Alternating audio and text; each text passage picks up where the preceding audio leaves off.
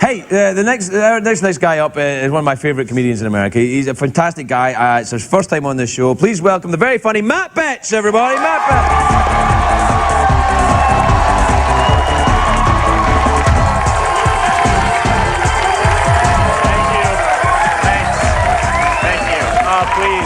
Thank you guys very much. Thank you. Wow, this is great. You know, usually by this time I'm in bed, you know, covered in fast food wrappers and dirty magazines, just crying myself to sleep. This is great. This is really great, you know. I actually, just so you guys know a little bit about me, I used to live in Orlando, Florida. Anybody know? Wow, crickets. Great. Yeah, I lived there for about 3 years, and I gotta be honest, I just kind of got tired of all the heat and the traffic and the fake people, you know, so I moved out to LA. I'm living here now.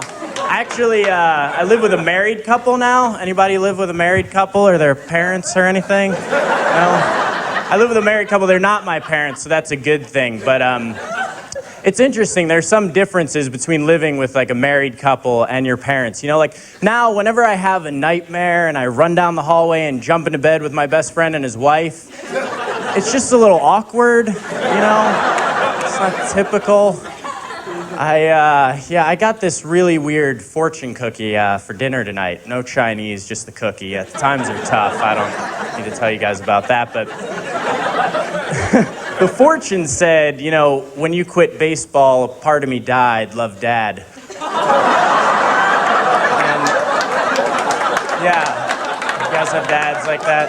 I dug kind of deep, not my best fortune. When I was younger, actually, my brother and I used to go out and party, you know, like on the weekends and stuff, and we'd come home late at night, you know, like 3 o'clock in the morning. And we always had this brilliant idea. Instead of just going right to bed, we always decided, let's have something to eat, you know? So we'd go into the kitchen, and my brother would be eating like peanut butter crunch out of a salad bowl, you know? And I'd be over here like yelling at him to be, Nick, be quiet, man, they're gonna wake up. Shh, these milkshakes are gonna be incredible. And inevitably, my mother would wake up. Now, don't get me wrong. Like, it was much better that she came down and not my father coming down in tighty-whities yelling about, like, yard work and how we didn't make the baseball team, you know. So my mom would come downstairs, and it was 3 in the morning, you know, so she's, like, half asleep, like, looking at us like this. And we're kind of half in the bag, so we're looking right back at her like this. And we're trying to gauge who has the upper hand in this scenario, you know? It was a stone standoff. Tumbleweeds would blow in between, like, you know, it was crazy. And she would just look at us and be like, what are you guys doing? Go to bed. My brother, you know, oh my God, man, is she talking to us? I think she's sleepwalking, bro. She'd be like, I'm not sleepwalking, go to bed. And my brother would just grab me. He'd be like, don't move, man. Her vision's based on movement.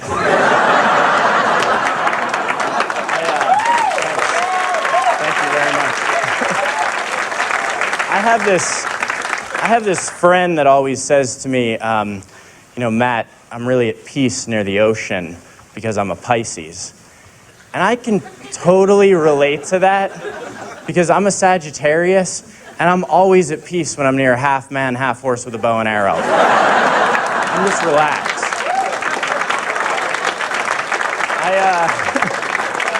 I'm dating a lot now. Well, I'd like to be dating a lot now. I'm not currently dating, but I find that, you know, there's things you can learn when you're dating. And I'd say the most important thing that I've learned is that when a woman says to you, I need some space, she already has something in mind that she'd like to fill that space up with.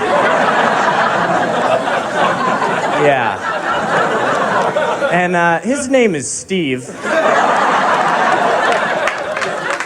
That's a good thing also, you know. Now whenever I finish making love to a woman, I immediately dislike her. And the reason is her taste in men. My thing. It's not really so much them, but me. You know, I'm buying, you have to buy condoms, you know, a lot, and when you're single, and I've been buying them, and I just think it's a really like weird experience because it's one of those things you buy where you're not sure if you're gonna use it or not. I go in, I get the condoms off the rack, I set them down on the counter, the cashier's like, hey, and I'm like, I don't know. The last box expired, so I don't know. You guys, my name's Matt Baetz. Thank you very much. Have a good night. Did it, didn't you?